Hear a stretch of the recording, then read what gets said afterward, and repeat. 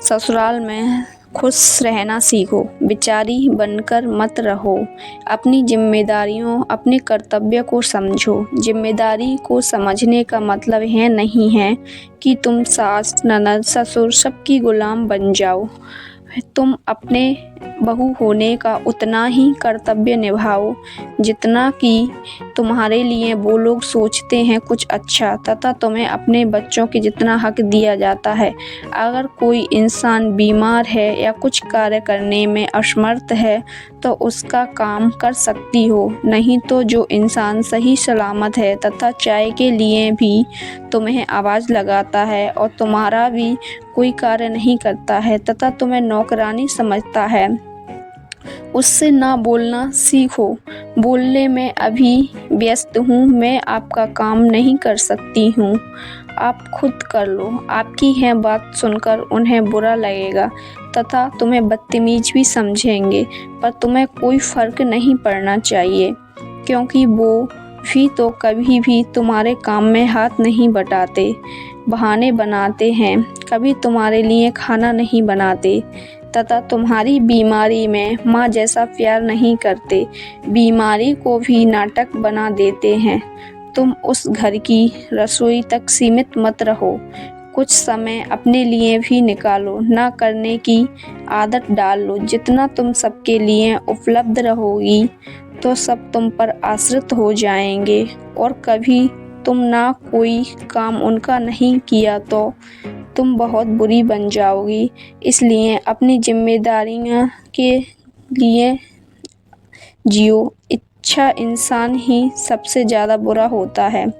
जो बात पर मना करना जानता है वह कम बुरा होता है, क्योंकि सब बोलते हैं वो तो पहले से ही कम जिम्मेदारियां लेती है और अपना कार्य नहीं समझती, और जो सबके लिए समय पर उपलब्ध है उसे समझदार बताकर अपना काम निकलवाते रहते हैं, बुरा भी उसी को बना देते हैं।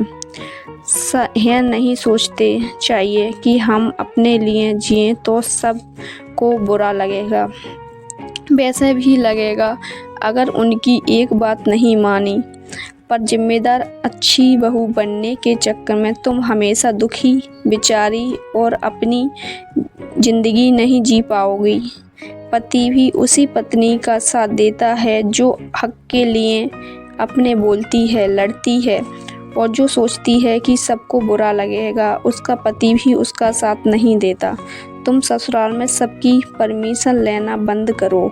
अगर मायके जाना है तो सबसे पूछोगी, अगर सास ने मना कर दिया तो नहीं जाओगी, पर तुम्हें उनसे पूछना ही क्यों है? सीधा बताकर जाओ, कौन सा वो तुमसे परमिशन लेकर कहीं जाती हैं। कभी समय है खुलकर एंजॉय करो। क्या सोचोगे? बुरा बताएगा तुम्हें ज़माना है, अगर तुम सोचोगी तो ज़माना क्या सोचेगा? तुम्हें बाद में बुरा लगेगा कि तुमने इन लोगों के चक्कर में अपनी सारी ज़िंदगी बर्बाद कर दी, फिर तुम्हें हमेशा अफसोस रहेगा, इन लोगों ने मेरा जीना हराम कर दिया। उसमें तुम्हारी भी गलती है, तुमने कौन सा अपने बारे में सोचा जो दूसरे तुम्हारे बारे में सोचेंगे। तुम अपनी माँ को ही देखो, हमेशा दूसरों के लिए जीकर अपनी खुशी त्याग कर आखिर बुराई ही मिली ना। अगर तुम सोचो सास के जाने के बाद तो सब मेरा ही है, तब है तुम्हारी यही उम्र और सोच रहेगी क्या? और भगवान ना करे तुम्हारी उम्र उनसे भी कम है तो तुम्हारी सारे त्याग अब व्यर्थ ही जाएंगे। इसलिए मेरी बहनों, ज़िंदगी का कुछ पता नहीं है, इस दिन खुलकर जियो। हर दिन को कोई सास ननद बुरा बोलती है तो तुम ही देख लो तुम्हारी ननद कौन सा ससुराल में संस्कारी बहू बनी कर बैठी है। बताओ, किसी की बैठी है? ऐसा खाना खाने की ज़रूरत है। वैसे ही दुनिया में बुराई भी एक हिस्सा है। विचलित ना हो बुराई सुनकर और अपनी ज़िंदगी जियो, क्योंकि जो तुम्हारी बुराई करते हैं उनकी भी बुराई कोई करता है। सो हिसाब बराबर ही समझो। हमेशा सबर के रहोगी तो तुम अच्छी लगोगी।